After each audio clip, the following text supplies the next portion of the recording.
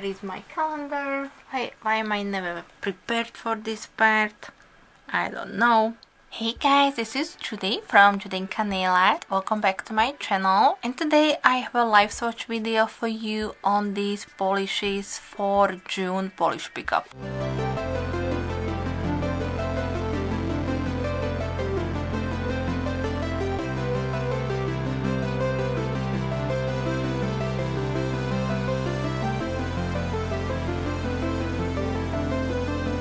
I seriously can't believe that another month went by and I have another live swatch video for you on June polish pickup polishes. These polishes will be available from June 5th through June 8th, and the theme is cocktails and mocktails, which is a really funny topic for this month polish pickup, and I think it was kind of also inspired by us all being home due to the current situation in the world. I do hope that you will enjoy this video. If you do, then please give me a thumbs up, and of course if you don't want to miss out on any of my future videos, also hit the subscribe button before you leave. I would like to say a big thank you to all of the makers who sent me their polishes for review purposes, and I have to say that I really enjoy every single one of them, and these would be probably some of my picks for this month's polish pickup.